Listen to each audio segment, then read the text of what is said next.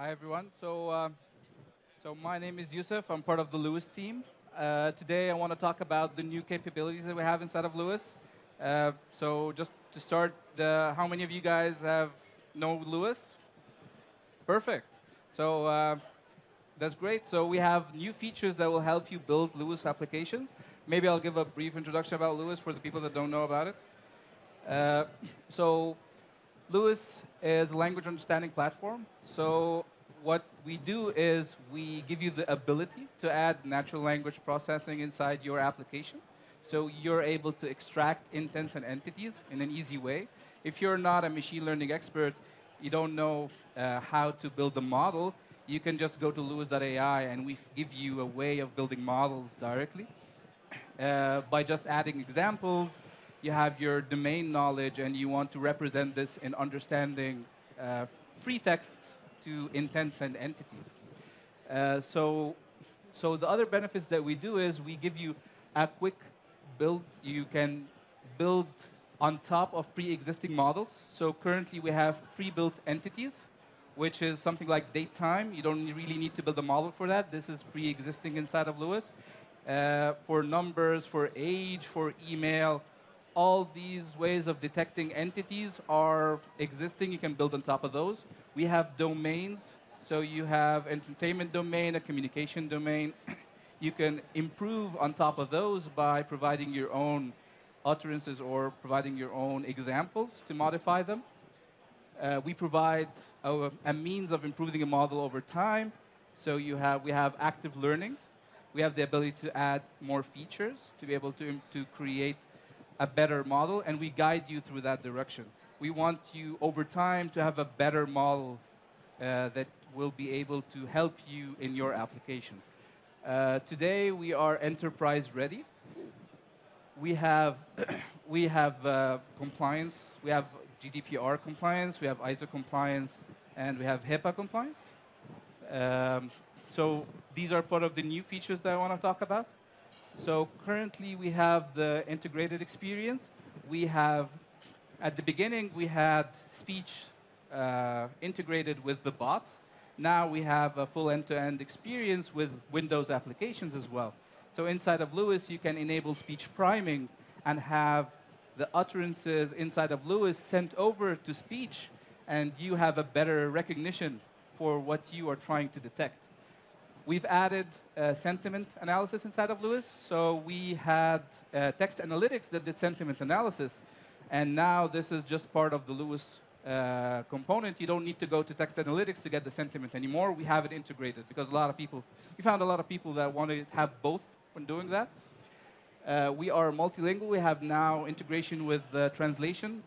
So you can have an English bot, and it will be able to communicate with multiple languages through the machine translation engine.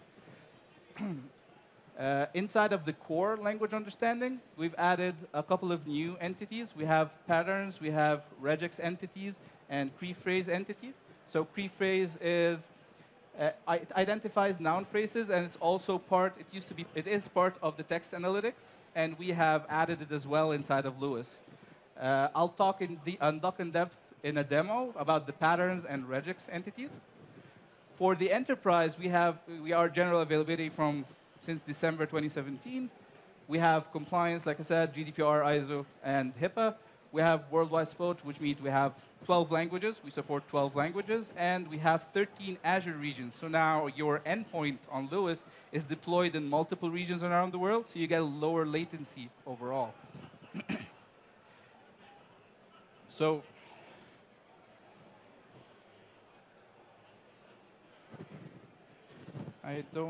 the resolution seems to be, so how do I change the resolution? Excuse me? Yeah. Yep. Yeah, I think can you see that or? Yeah, that's fine. Okay, so first thing I'd like to talk about is the regex entity, because that's a pretty simple thing. In the entities part, we've added the regex entity, which is something like, so if you are, a lot of people have been building detection for like error messages, and there's a specific format for error problems, like a specific number, a specific format. Some people wanted to do match GUIDs. Other people want to match like specific format for forms. So regex simplifies all that by just just telling us directly that you want to match that. So for example, if I want to search for a form, so I just want to say find form, and I have a specific format, which is 3 characters and 3 integers. So I would just specify a regex, and instead of going to a simple model and go to phrase lists and keep adding all the different types or all the different ways I can write this form, I can just encapsulate all this knowledge into a regex entity.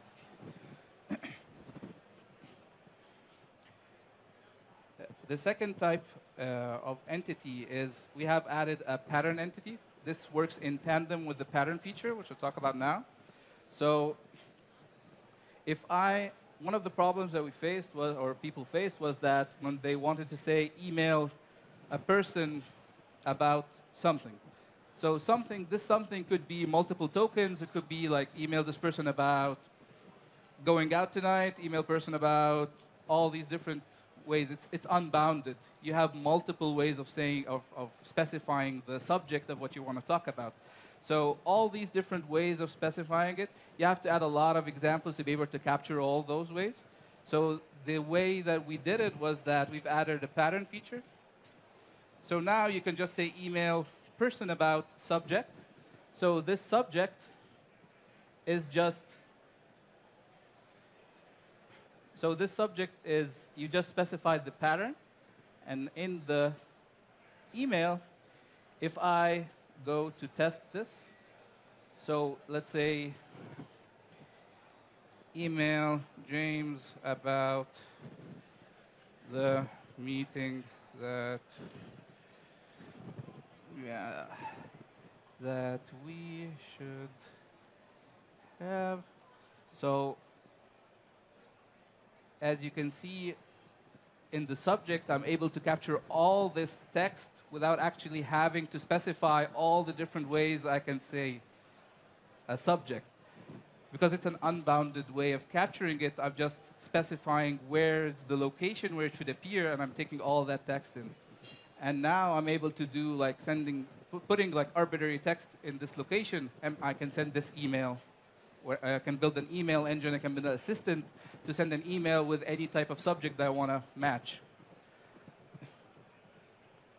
We've added a concept called roles.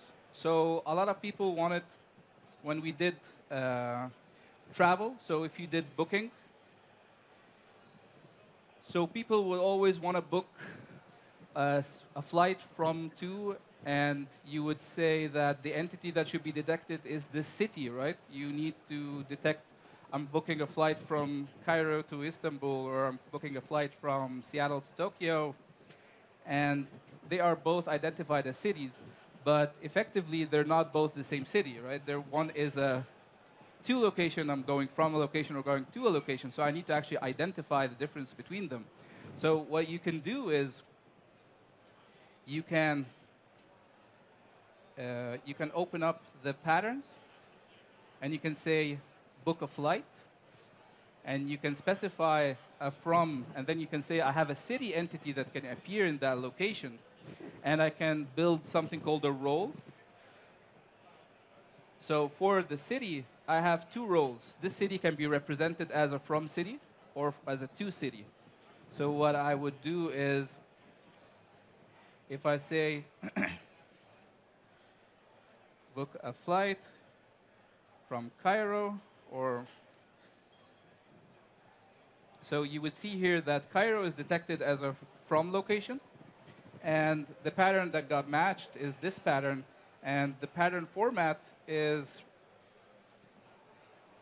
just book. The square brackets is an optional, so the A can and cannot exist.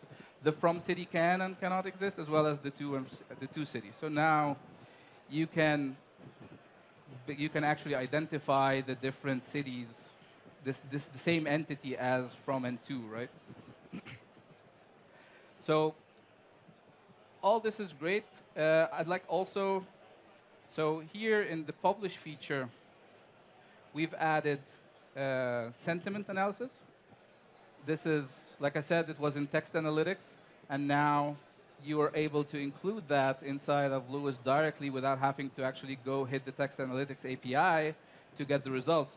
So every result that I pinged here, because I had it enabled, so you would see that I have a sentiment that says it's a positive sentiment, negative sentiment with a score.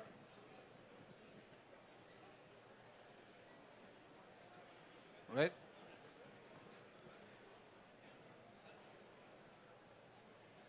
I also have, we've added the speech integration, speech priming. So here you would enable speech priming, and we take all that data and send it over to the speech service. And you were able to hit the speech API, and you'll be able to get a better recognition of the entities that you're looking for. So a lot of speech would fail or do a bad job at recognizing my name or some of, different names, because it's not something that you would see every day, especially in medical terms. You wouldn't see those in normal training data inside the speech service. So if you add those terms inside of Lewis, send it over to speech, you'll be able to detect, speech will be able to do a better job at detecting that. It'll be able to understand it and figure out that these are the words that you're looking for because it sounds like them. So we also would like to talk about, so in the entities, we have a list of a lot of entities, and one of them is the key phrase entity. So in the text analytics, there is the noun phrases. So in some situations, you have text that you don't understand anything about. You have not built anything for it, but you can extract meaningful information from it. You'll be able to get keywords or noun phrases from that text and be able to try to do something with that rather than just taking this and saying, I don't know what to do, right? I can get a couple of terms that would help me out in a search, and that's the entity. So we also have the pre-built. So these are not, the pre-built entities are not new. I'm just showing them. So these are the different pre-builts that you can build on top of. The best thing about the pre-built domains is that you have the ability to actually improve over them. So you can actually, so for the pre-built entities, they are just as is. You cannot modify them. They just appear as is. So something like date time, if you say tomorrow, is just going to pick it up. You don't need to say anything about it. For the pre-built domains, these are the different these are examples that were curated. We've created intents and entities for them, and you can easily build on top of it to get a pre-existing model or building your own model on top of that instead of starting from scratch. So if I'd like to build if I'd like to build a calendar app, so I can get the calendar location entity, I can get the calendar subject, and they pre-exist with data, so you can build on top of that.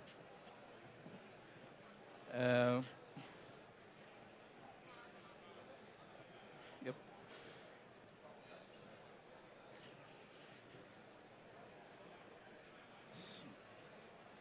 So once that is done, you can just publish and have an endpoint. And you have everything just available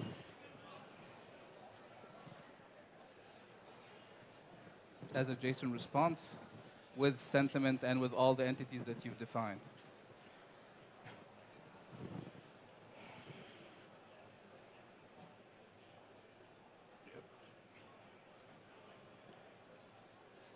So I am open for any questions.